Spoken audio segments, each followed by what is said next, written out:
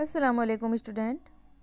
دیکھیے شروع کر رہی ہوں Nalanda open university BA BSc BCom MBA Urdu part 1 50 marks کا ہے، یعنی ماتری بھاشا. اس کا پہلا کوشچن ہو چکا ہے، دوسرا کوشچن آپ کے سامنے حاضر ہے. نذیر اکبر آبادی کا تعارف پیش کیجیے. جواب دیکھیے گا کہ نذیر اکبر آبادی کا نام سید ولی محمد اور نذیر تخلص تھا. 1735 عیسوی میں دہلی میں پیدا ہوئے. نذیر اپنے والدین کی 13ویں اکلوتی نرینہ اولاد تھے. نذیر کی پیدائش پر بڑی دھوم دھام ہوئی. رقص و سرود کی محفلیں آراستہ کی گئیں اور ان کی پرورش بڑے پیار و نگہداری کے ساتھ کی گئی. نذیر 4 سال کے تھے کہ دہلی کی تباہی کی وجہ سے ان کی والدہ انہیں آگرہ لے کر چلی گئیں. ان کی ابتدائی تعلیم آگرہ میں ہوئی. نذیر کا خاندان ثروت مند تھا، یعنی دولت مند تھا، اس لیے انہوں نے اپنے بچپن اور جوانی کے ایام بہت آرام و آسائش میں گزارے. خاندان اور ماحول کے اثر سے سپاہ گیری کے فن میں کمال حاصل کیا. بہت سے کھیلوں میں ان کو گہری دلچسپی تھی. روزگار کی تلاش ہوئی تو نذیر نے معلمی کا پیشہ اختیار کیا. متھرا میں بچوں کو تعلیم دیتے تھے. کہا جاتا ہے کہ انہوں نے راجہ ولاس رائے کے 6 بچوں کو پڑھایا. بعد میں نذیر کو راجہ بھرت پور اور اس کے بعد نواب اودھ واجد علی شاہ نے اپنے مصاحبوں میں رکھنا چاہا، لیکن نذیر اپنا وطن چھوڑنے کے لیے آمادہ نہیں ہوئے. نذیر اکبر آبادی میر، سودا، جرت، انشا اور مصحفی کے ہم اثر تھے، یعنی اس دور کے شاعر تھے. میر، سودا، جرت وغیرہ کے دور کے ہی شاعر تھے. یہ دور وہ تھا جس میں اردو کی کلاسیکی شاعری اپنے عروج پر تھی اور غزل کی اس صنف تخلیقی اظہار کا سب سے اہم ذریعہ سمجھی جاتی تھی. اسٹوڈنٹ آپ سے ایک بات کہہ رہی ہوں کہ ایگزام جو ہے 15 دسمبر سے آپ لوگ کا یہ ایگزام ہے، اس لیے میں جلدی آپ لوگوں تک کچھ پرووائڈ کروا دوں گی. یہ نمونہ کے طور پر آپ کو کوشچن ہے، اس میں بہت سارے سیٹ ہیں جو آپ کو اس میں اویلیبل کر دیا گیا ہے. اس کو آپ لوگ پہلا اس کا کوشچن کو ایک بار دیکھ لیجئے گا، میرے چینل پر ہی دستیاب ہے. اسی کے اکارڈنگ میں سیٹ بائی سیٹ لاؤں گی، کیونکہ یہ BSc BA اور BCom تینوں میں شمولیت ہوتی ہے، تو اس لیے سب کا الگ الگ سیٹ ہے. بیشتر کوشچن ایک سے ایک جڑا ہی ہوا ہے، اس لیے گھبرانے والی بات نہیں ہے. آپ کو کوشچن کا آنسر اسی طرح دینا ہے.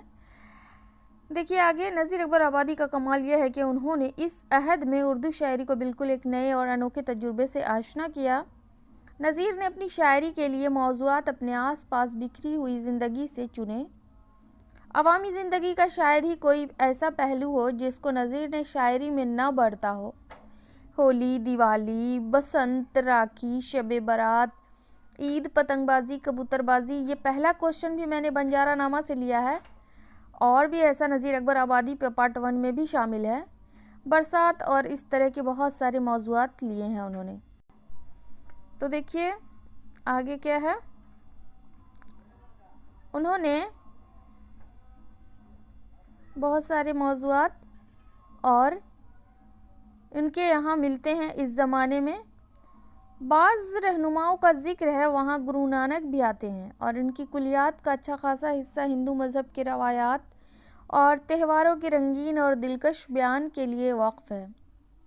میں نے آپ کو نذیر اکبر آبادی کے بارے میں تفصیلات بیان کیا ہے، تو یہ تفصیلات میں نے آپ کو چھانٹ کر خاص کر کے کوشچن کے طور پر مختصر دیا ہے. آپ لوگ اسی کے اکارڈنگ لکھیں گے اور اس کو اچھی طریقے سے ریویژن کر لیں گے. جیسا کہ ابھی بیان ہوا کہ ان کا تعلق کسی مرکز سے نہ تھا، اس لیے وہ عوام کے قریب آئے، اسی لیے ان کو وہ زبان بھی اختیار کرنی پڑی جو عوام کے لیے قابل فہم ہو.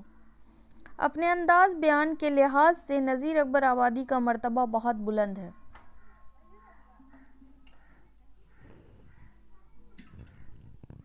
انہوں نے نظم کی زبان موضوع کے اعتبار سے بنائی ہے، یعنی نذیر اکبر آبادی کا جو آپ نظم پڑھیے گا اس میں بہت ساری ایسی باتیں کہی گئی ہے، بہت ہی عام لفظوں میں استعمال کیا گیا ہے. اور ان کی نظم کا ایک قطار ہے، انہوں نے ہر ایک ٹاپک پہ نظم لکھا ہے، ہر ایک بات کو، جیسے مان لیجئے گلہری تو چڑیاں، تو یہ بہت سارے چیز میں، چنانچہ نظیر کی کلیات کا مطالعہ کرنے والا مختلف قسم کے زبانوں کو دیکھے گا تو کافی محظوظ ہوگا۔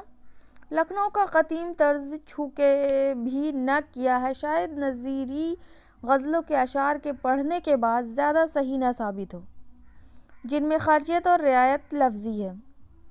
کلیات نظیر کی کچھ نظمیں ایسی معلوم ہوتی ہیں جو پیشہ ور دوستوں کی فرمائش پر کہی گئی ہیں، اور کچھ وہ ہیں جو ممکن ہے لالہ بلاس رام کے لڑکے یعنی اپنے شاگرد کو خوش کرنے کے لیے جانوروں اور چڑیوں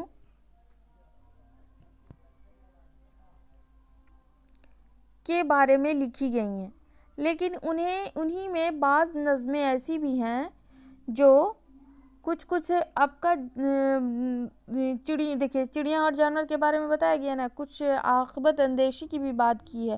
مثلاً بنجارہ نامہ میں انہوں نے عاقبت اندیشی کی بھی بات کی تھی، دیکھی جا سکتی ہے، جن میں تصوف کا کوئی مسئلہ اشاروں کے طور پر واضح ہوتا ہے نا، اشاروں کے نام میں بیان ہوا ہے۔ آپ کو پتہ ہے نا بنجارہ نامہ جو ہے وہ تصوف ہی کا ہے، وہ آخرت کے بارے میں کچھ بتایا گیا ہے، زندگی سے حاصل کیا اور اسے اپنے رنگ میں پیش کیا۔ یہی سبب ہے کہ ان کے یہاں مقامی رنگ کافی ملتا ہے، وہ کسی وقت خالص مثالی چیزیں نہیں پیش کرتے، بلکہ اپنی گرد و پیش کے مناظر اور واقعات کو ایک پرخلوص سادگی کے ساتھ سامنے لاتے ہیں۔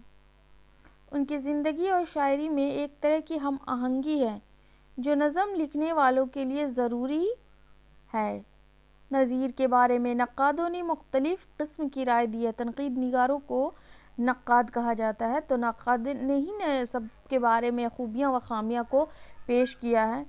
کسی نے انہیں شاعر ہی نہیں مانا، کسی نے انہیں آگے دیکھیے کہ کسی نے انہیں انیس وغیرہ سے بڑا شاعر سمجھا ہے، لیکن حقیقت یہ ہے کہ وہ شاعر تھے مگر صف اول کے نہیں۔ اب دیکھیے ڈاکٹر سکسینہ نے کیا بولا ہے، مختصر طور پر ڈاکٹر سکسینہ نے لفظوں میں لکھا ہے کہ نظیر میں سودا کا زور، میر کی بلندی وغیرہ ملتی ہے۔ تو یہ ڈاکٹر سکسینہ بھی ایک تنقید نگار تھے۔ پروازی انشاء کی ظرافت اور غالب کا تصوف نظر آتا ہے۔ اسی کے ساتھ ویڈیو کا اختتام ہوتا ہے۔ یہ تھے نظیر اکبر آبادی کی واقفیت۔ ملتی ہوں پھر نیکسٹ ویڈیو میں۔ اللہ حافظ۔